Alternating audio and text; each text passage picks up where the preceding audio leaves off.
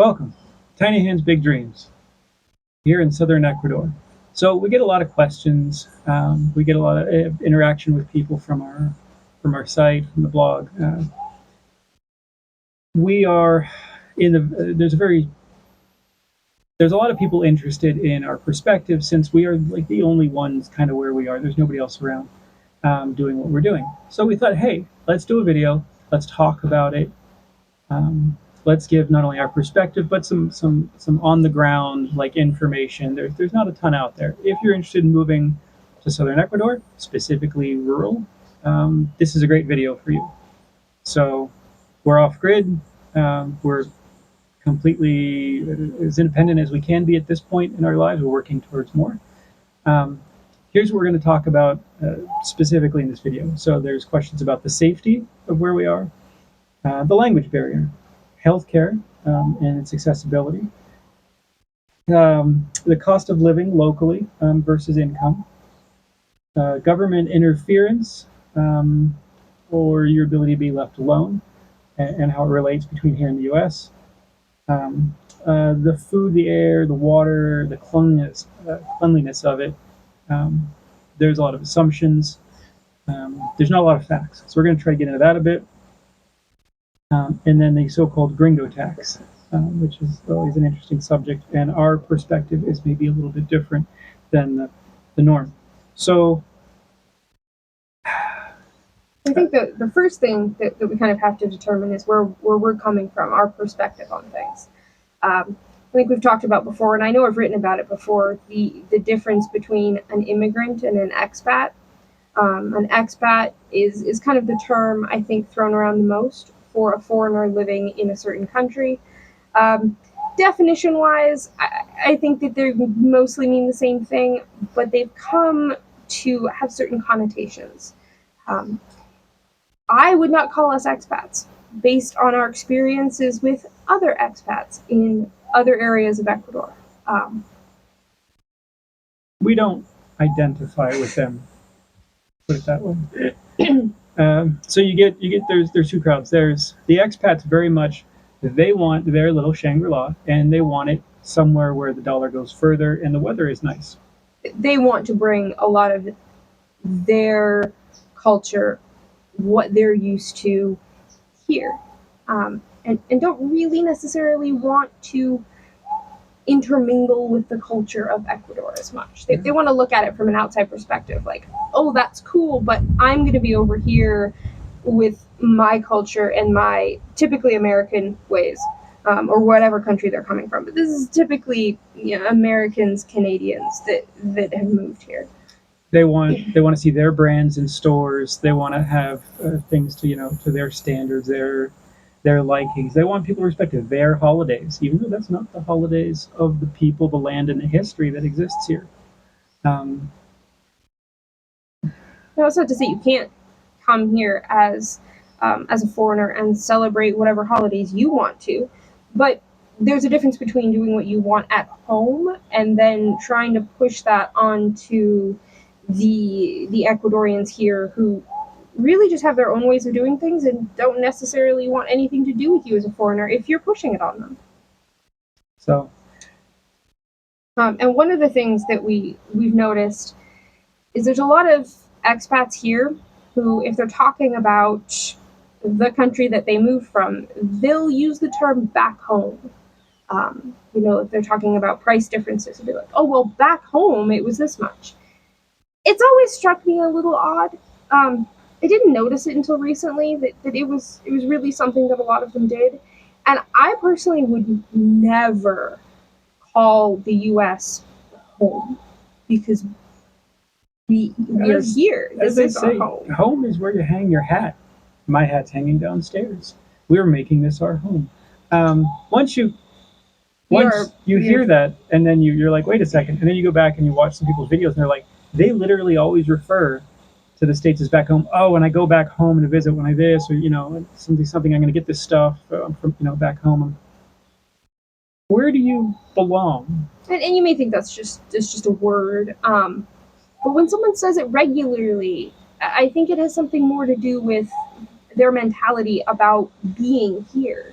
They've lived here for a decade, I would imagine they would call this home. We've been here 2 and change years, and we are just freshly permanent residents. Woo! Finally. Big woo. It's a big deal. And I would never call somewhere else home because we chose to move here. We chose to make this our home. And I think that's just something to watch out for, to consider when you're listening to other people talk about moving to Ecuador. Some of the way they phrase things, it may speak a bit to their perspective on Ecuador, on being a immigrant or an expat, and how their perspective might be a little bit different because of that. There's the key words, perspective. You go to the car dealer, that you're asking questions about a car. It's the greatest car in the world. He's a salesman. That's his perspective. We are not trying to sell anyone on Ecuador. We just think it's cool. I think it's great, but I'm always very transparent when people ask about Ecuador or about moving here or about living here. I'm like, well, there's pros and cons just like everywhere. And I don't think it's for everyone either. I don't think, I don't have this idea that Ecuador is the best country in the world and everyone should move here.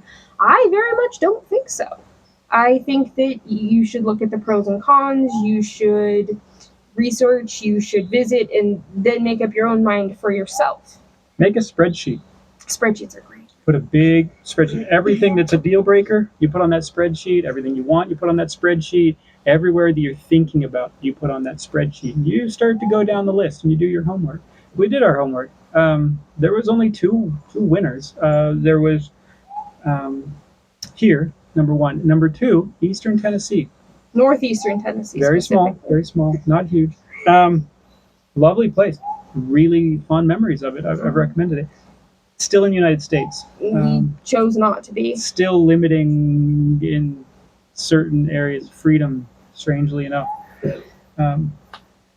So we just want to give some honest answers to questions, some honest experiences being here, living here. We've lived outside a large city, lived outside Loja. Now we live at the end of a road with a tiny little town. At the end of a valley. Yeah. The end of another so road. we have kind of two in different areas really of Ecuador. It's all southern, but they're culturally kind of different. So we have a little bit of experience in different places. Definitely the year outside a city, I think was kind of the most social experience we had. I don't leave our property except for once a week now, so I can't speak to a lot of the social experiences out here. But yeah, I think that's just, we want to be able to kind of give people a little bit of boots on the ground experience. So safety. We get the question of like, oh, are you safe? I love that. Are you safe? I'm safe. What about that? Like, and then like the crazy comments. Yeah, I'm part of all of these groups like on Facebook and other places on the internet, and the crazy comments I get when I mention that we live in Ecuador. Be like, look, we've lived in a bunch of places in the United States. I am absolutely 11,000% safer here than I have been in those places in the United States. My life was in danger every single day in a lot of those places. Not here. No. So as far as people, there's different parts of the. Are you the safe from conversation. people, safe from the government, safe from nature? We have a little more nature to deal with. I disagree. It rains a lot. You That's not a danger. fall asleep with your face open. Someone actually asked, what kind of predators do you have there? Because I'm talking about animals and what we have. And I thought about it. And I mean, for me, knowing that we have some large cat that wanders around, it freaks me out a bit. We live in tents. It's not maybe ideal. But when I actually thought about it, and I realized the person asking me lives in the U.S., I thought, okay, we have dangerous snakes. I'm not going to sugarcoat that. Dangerous snakes here. Big cats. And everything else is small enough that it's not going to bother us. It might bother ducks and chickens and things. But for the most part, we have big cats, and that's all we have. A lot of Canada, the U.S., other We parts of the lived in world have Washington State. they have wolves and cougars and 200-pound bears cougars. and Literally, we'd see their tracks like in the snow around us in the wintertime. It was like, oh, that's cool. It was a big cat. You know? and everyone's kind of used to that in the U.S., and that's just part of having a homestead there. But here, I'm like, I think we actually have less predator concerns here than I would in most of the U.S. or Canada. Mario, the guy we bought the property from, really lovely guy. The way he put it, I think, was really good. He goes, pretty much things here will leave you alone if you leave them alone. And honestly, that's really been the case. We've lost a few birds to some type of predator, but that was our fault mostly, or the bird's fault. Wandering off in the evening and you can't find them, and they decided to all of a sudden sit on eggs in the middle of the brush way off the edge of the property. Like, you have free range animals, is bound to happen occasionally. But as far as losing any of our animals to a predator that has come into their house or their area has never happened. We've had no encroachment into our space. Yeah. So let's see. Nature, people, government. There's a big question. People are like, oh, the government there, they could this and that. They can take all your things. The government here isn't as big as you might imagine. They don't really enforce a lot of stuff. You'll see cops on the road, stopped checking your license. They'll just set up a checkpoint, and you'll see cars that come up and they stop and they see the police and they're like, oh, and they U-turn and they just leave again, or they drive around them through a parking lot. Or you'll be driving and people will flash their lights and you're like, oh. Everybody flashes their lights. Everybody flashes their lights. But I don't think it's possible to get a traffic ticket, a speeding ticket, driving in the wrong lane while you're sitting on the roof waving a flag and playing a banjo. There are such loose rules here for so many things on the road. They exist. I don't think they're very enforced, at least out here. I think in cities, of course, you have far more government pressure, interference, all of those things. So same across the entire world. I've only ever really had any encounters driving a vehicle. So if you choose, as many people here, driving a vehicle is probably less than half. If you choose to just walk, take the bus, public transit, there's lots of it. I mean, obviously, if you're doing something wrong, I don't. But you'd have to be doing something real wrong, and people would have to be bothered by it enough to call the police, which I don't think anyone's going to do here. It's And as far as bigger interference goes, the local government came out. They drove out to our thing and they pulled up in their truck with the name on the side. I'm like, all right. And they're like, oh yeah, we're the local government. It was election. I'm like, okay, you're the new crew. I knew the last lady. She was real nice. They're like, oh, we're just we're going around and to meet all the constituents in the parish. Is there anything we can do for you? He is also now the man that we call when the river blows out the road. And 2 hours. And hey, can you do something? And I was really nice about it. And I'm never demanding with anything to be like, oh, the road damaged. The river was damaged. Or river damaged the road with the big rains last night. It's pretty gnarly. Is there any way to have it fixed? He goes, oh, well, let me look at this now. He's like, oh, we're sending somebody now. 2 hours later. And it's important to realize, just for context, it is us and one other neighbor that lives beyond that river point on the road. So it's not like there's a whole town out here or something. It's really mostly just us. And we're half an hour from a main road. And there's equipment there, and it's fine. And he texts me back, oh, how is it?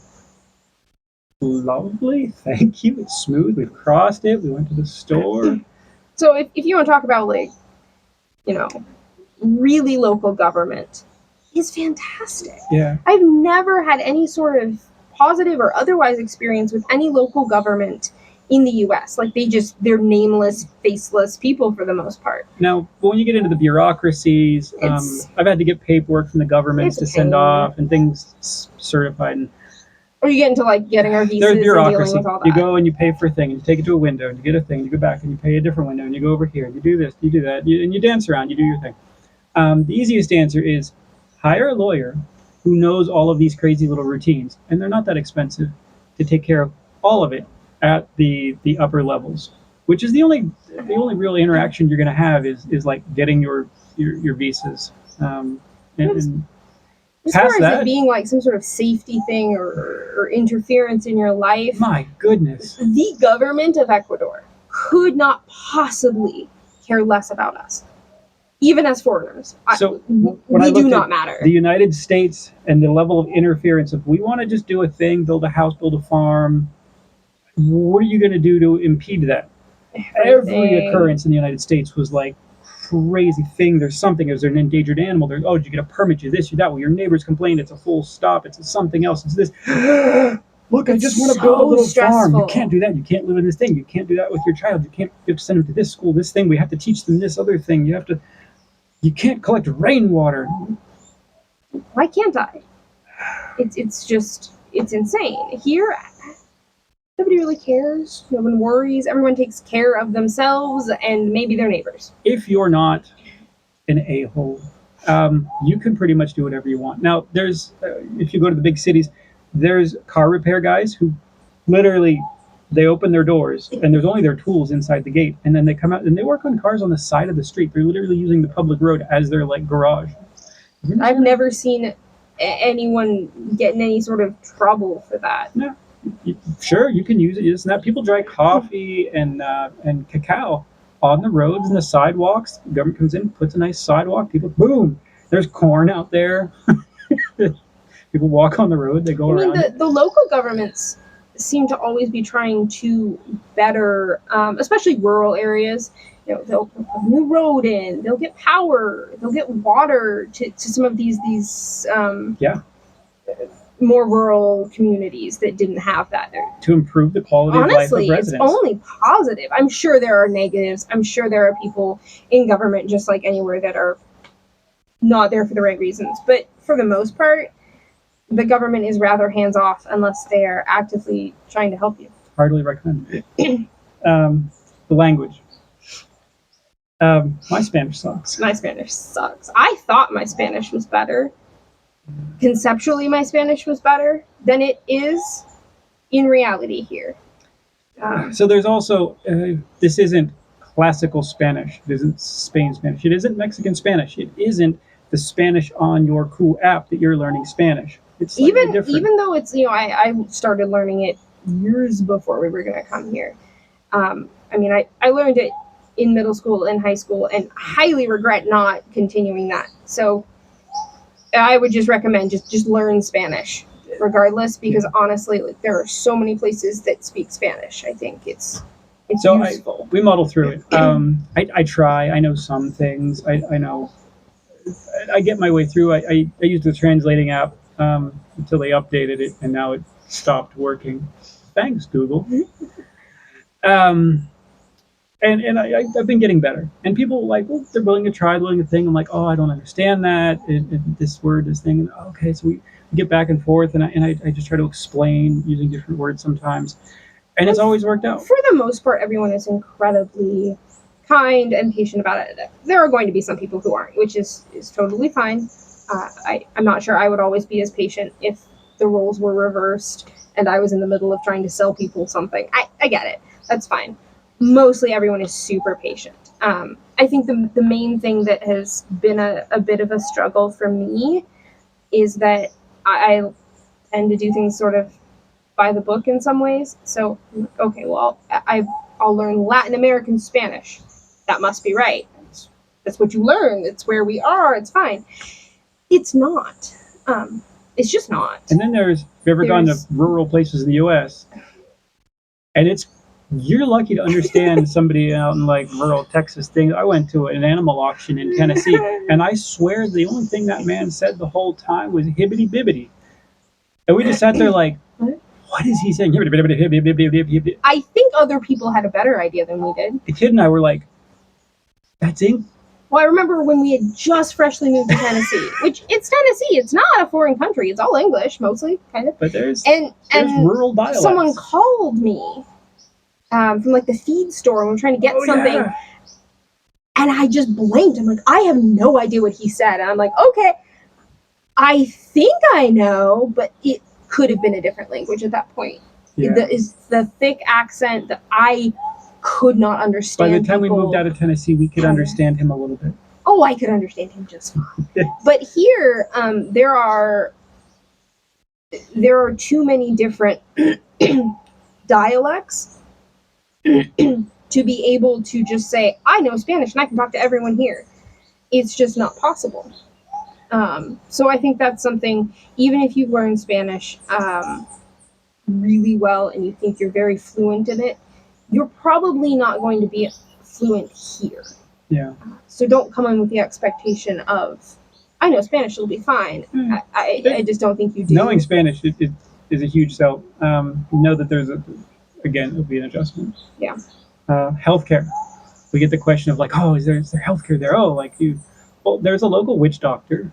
There's a carpenter with tools. No, okay. So we live super rural. There's a clinic.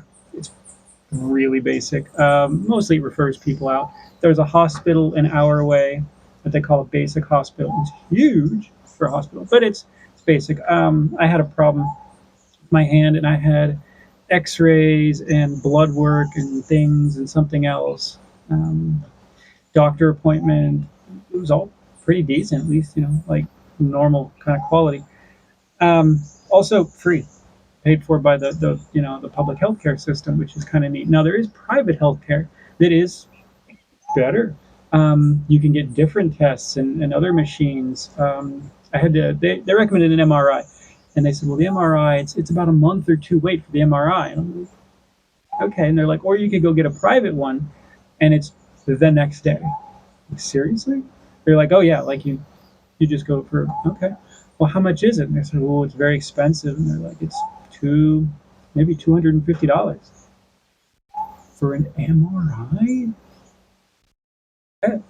So the last one of those I got in the U.S., you could add a zero and then maybe multiply it a bit more. You could fly here from anywhere in the United States, stay in a nice hotel, get an MRI, have a lovely dinner, fly home, still spend less. That's true. Shocking. And it's the same machine. Like, they don't make their own machines here. It's not a lower quality of healthcare just because it's cheaper, typically. It is available, especially in the bigger cities. There's a huge level. There's specialists of almost any variety. So it exists. You go to a bigger city, there's like another level of even like super specialized kind of things. Again, it exists. Dental care was an interesting. It was our first healthcare experience here. When you have dental problems, you gotta get that fixed. I have terrible teeth genetically. It's just something I've struggled with my whole life, and I had a tooth go bad, and I'm like, oh, I don't know what to do. Like, it felt very overwhelming in a foreign country the first time. The language barrier and the unknown and So we found ourselves a fantastic dentist. Recommendation from a friend locally. Yeah, in Loja. He was incredibly good at his job. Also incredibly patient with me, who doesn't do super well at the dentist. Lots of bad experiences. And he charges so little, it's shocking.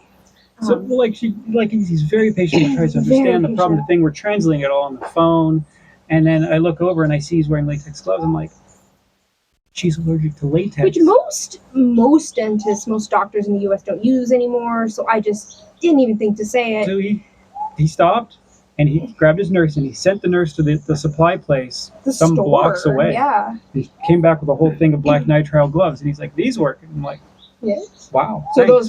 those were the gloves he always used for me, and then he switched completely to those because they were better. They're better. Had a problem with a filling that it didn't hold, and he researched it and he thought about it, and he went online. He did he put a lot of hours in, and he goes, so there's this other compound. It's better for that. It has these things. I think it'll solve the problem. Came back, redid the filling for no charge with some exotic specialized material he got in.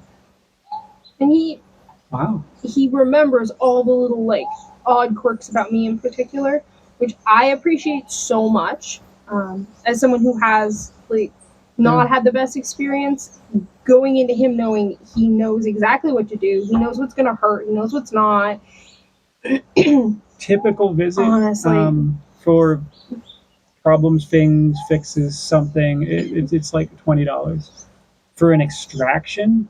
It was an ugly extraction. That took a long time. Nothing, not his fault. No, The extraction, the thing, like I think I got my teeth cleaned at the same visit. So we were both seen. I think it was $30 for the visit. And I have never had any dental procedure done that was under $100 ever in the U.S. So it was kind of shocking to me. Wow! Not only is it fantastic,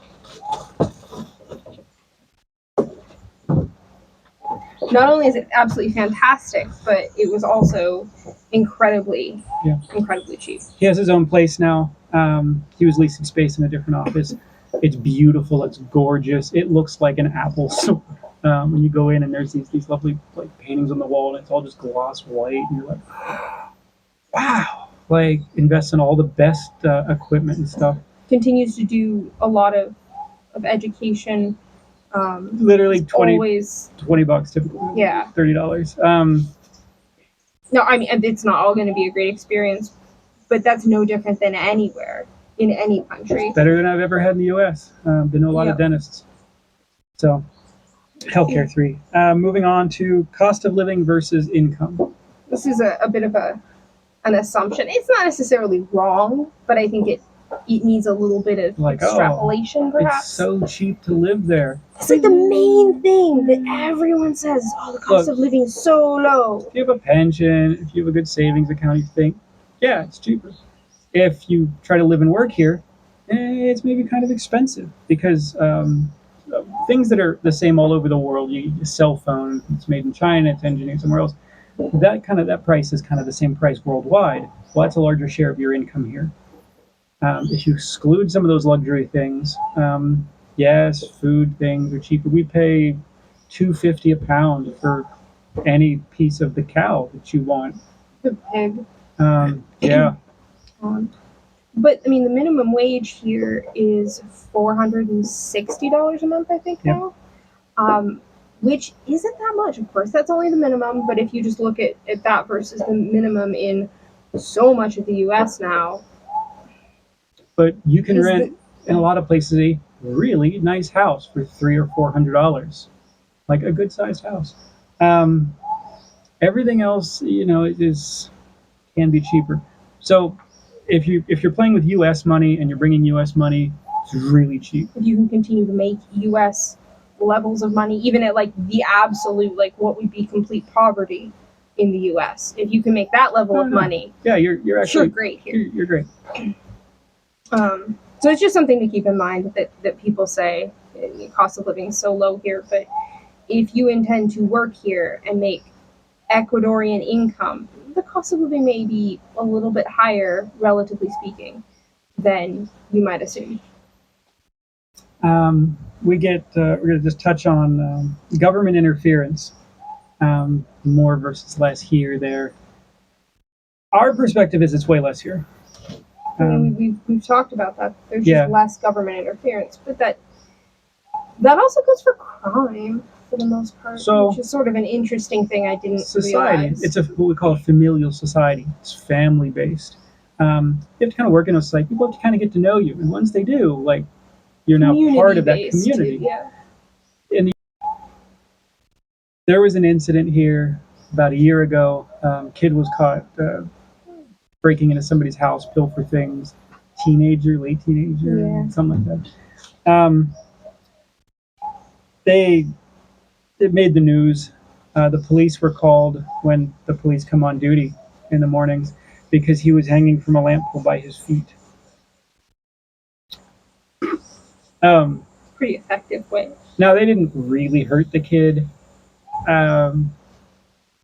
but the shame, the things, and that's local justice. Like the society has come together of like, no, we don't do that.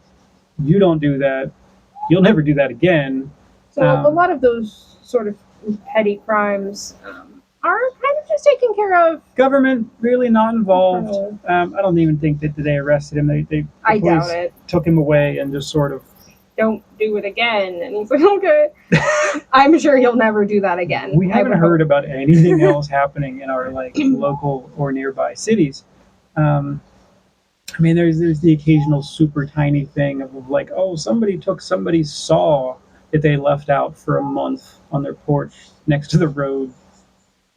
Well, And I don't even honestly know how much the government gets involved, the police. I don't know what they do. they really don't.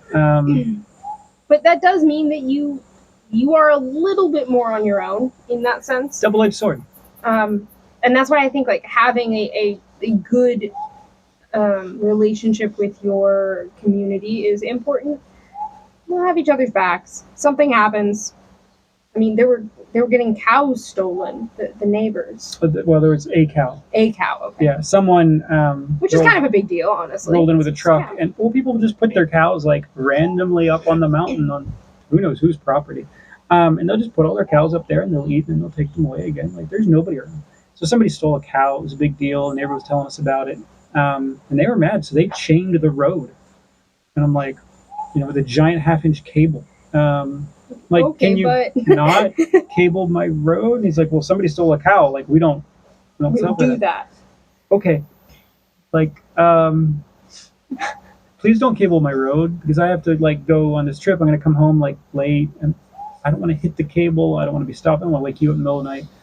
So I said, hey, like let's solve this another way. So we talked the neighbor into putting up a camera, like a security camera that they can watch. And they're like, okay, all right, well that's pretty good. So now there's a camera and people can see it, and that was like enough of a deterrent that. I don't think anything's happened since that we've heard of. No. But that's kind of yeah. And mostly it's just taken care of by the people of the community. People get together and they're like, hey, if we need to do something, like we'll come together and we'll deal with it. And of course, if there was a violent crime or something, obviously the police would become involved. But that definitely doesn't happen around here. Oh man, at all. I can't even name any story that I've heard about any sort of like violent anything happening around here. We hear about stuff, Guayaquil.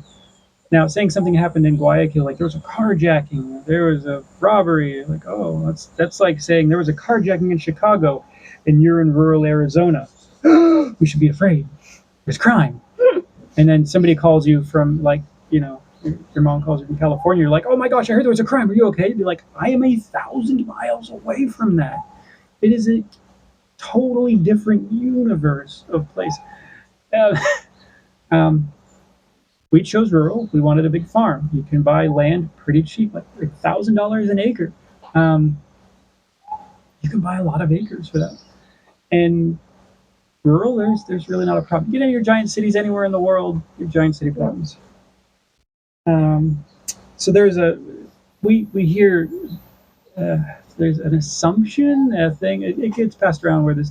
Like, oh, it's this idea that gets pushed on. Come to Ecuador, and there's all the clean air and the water and all the food is organic. And we're like, I mean, I kind of bought into that a little bit. And it's before we ever visited, before we moved here, I'm like, oh wow. I mean, like you kind of go, okay, these people are telling me it is. And you look at the pictures, and it's lovely and beautiful, and it's all like virgin forest land. That's not where your food comes from. So there is. As many developing countries have, less regulations on things. You can buy pesticides, whatever you want, including some banned ones in the U.S. There's also an overall lower expectation of cleanliness across the board. Yeah, so people are using stuff uneducated, uncertified, untrained. Never good. Over label regulations, the wrong timing things. And there's no real certification here of any meaningful, like there's a certified organic thing. Is it common? Does anyone use it? Is it, when you go to the stores, are they going to have that? Probably not. People at the market will say it's organic, and I go, okay. There's some stuff from up north, Saraguro, where it's cooler, there's less bugs.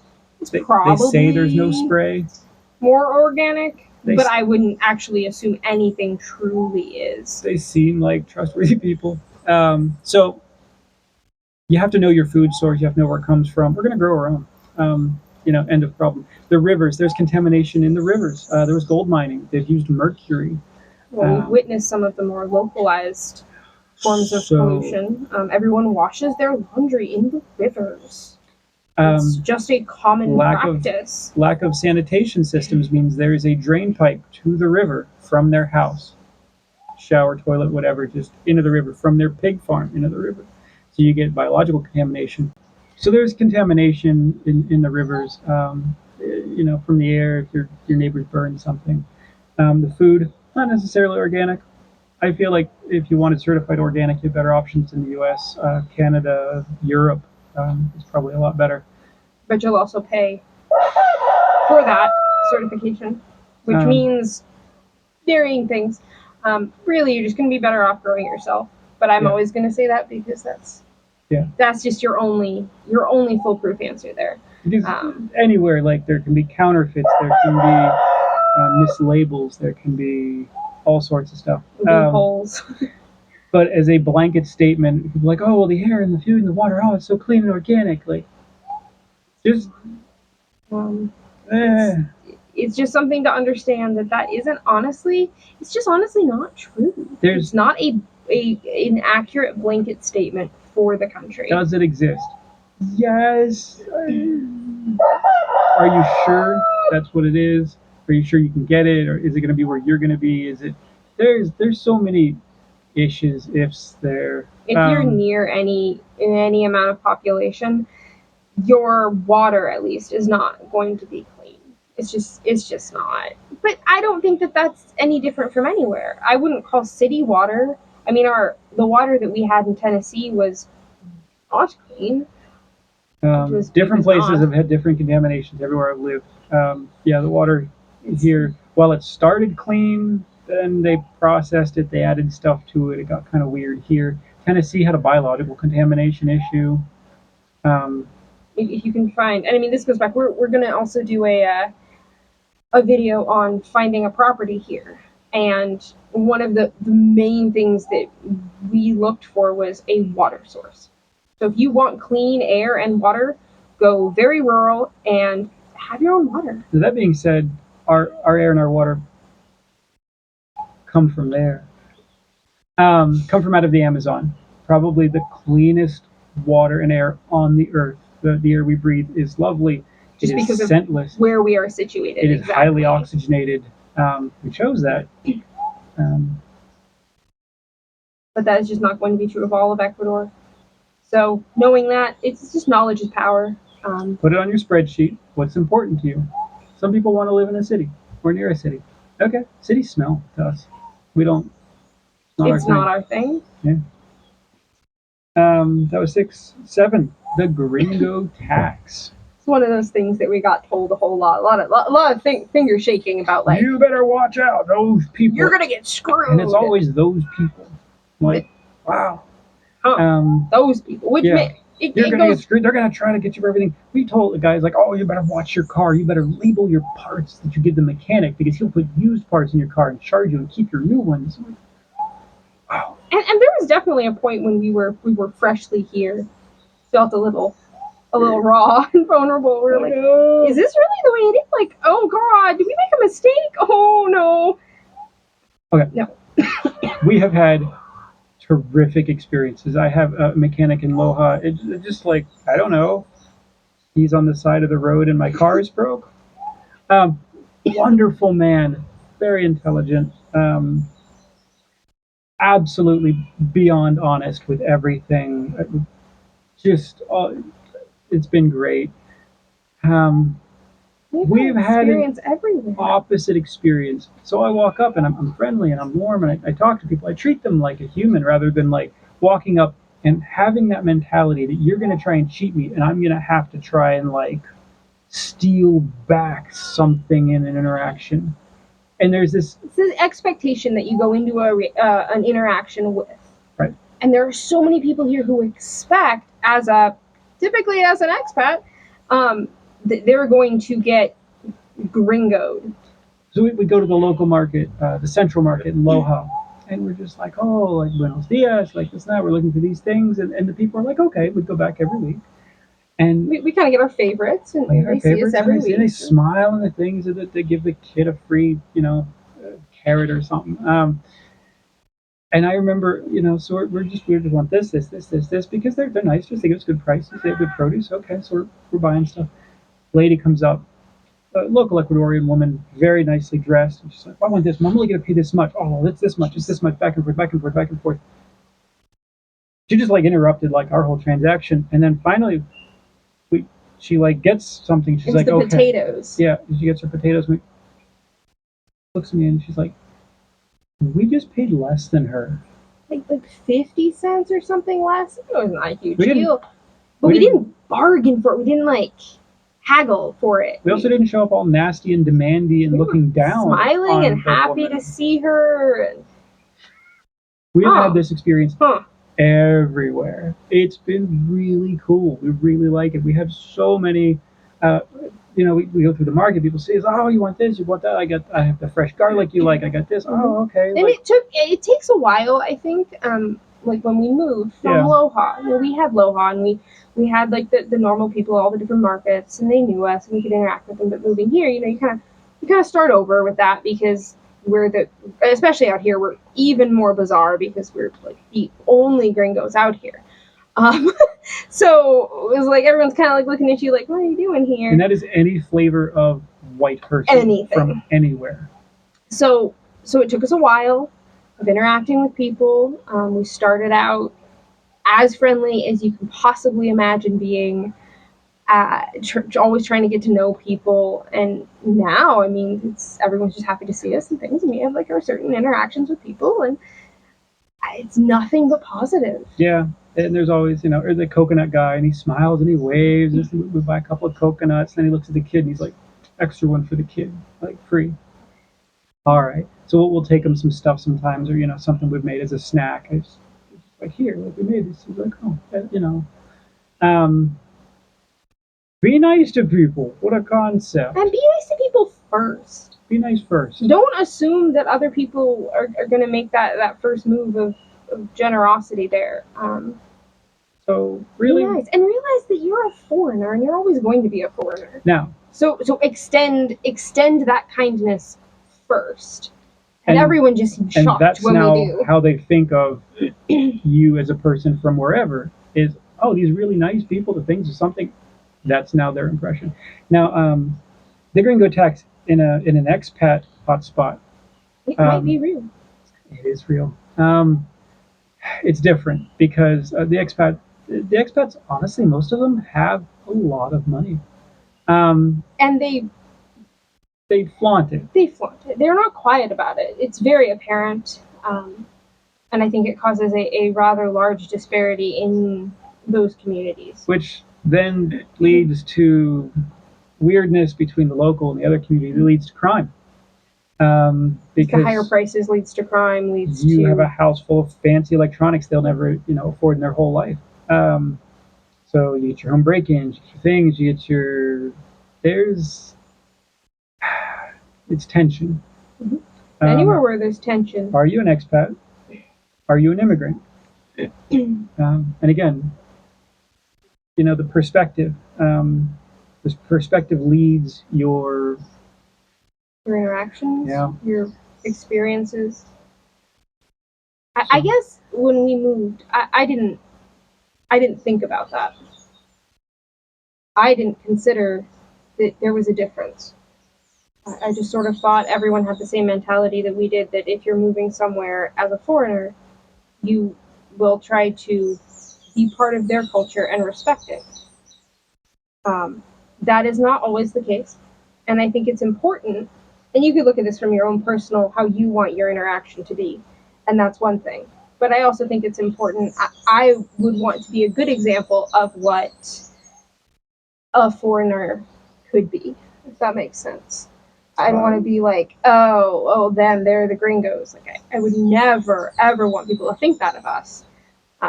So I hope that we can sort of be like a positive. I was always taught to lead by example. Yeah. Do a good job. Be nice to people. Treat people with respect. My grandfather worked for the Steelworkers Union. Little side story here. He was a Arbiter? arbitrator. Ooh.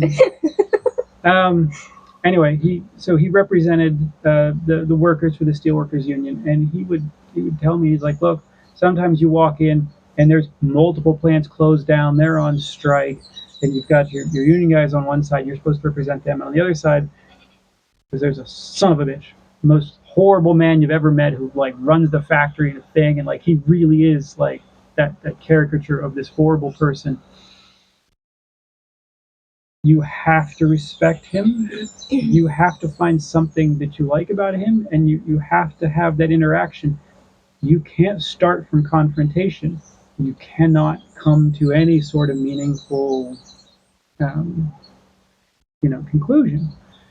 And so he would have to find something about that person that he liked, even if they were the most horrible person on the earth, something to start that connection, to be able to talk to them, to come to some sort of middle ground. He was very successful at what he did, but that bit of advice has stuck with me, and it's not that here, like, but be nice. Start out really nice. You know what? People are really nice back. I don't know how many times I've walked up to just random, like, hey, I have a problem. I'm trying to find this thing. Oh, okay. Well, I don't sell that, but talk to this guy and go over here and try this and that. And everyone is gonna like help me find the next person. They're like, oh yeah, you're like this little spring thing. Oh, this guy, I think he has some of those. Oh, okay. And eventually, like, there it is. I can fix the trunk on the van. That's great. Um, Yeah, every interaction we've really had, big, small, it has been positive for the most part. yeah. Far, far more so than anywhere I've lived in the U.S. Yeah. Just across Tennessee the was board. good. It was, but Colorado Springs was rough. Would not recommend. So we've experienced places that were unpleasant in general. So we're coming from not just we've lived in all these magical places and everything's wonderful, but I am surprised constantly at our ability as foreigners, as immigrants, to genuinely interact so positively with the Ecuadorians here. Yeah.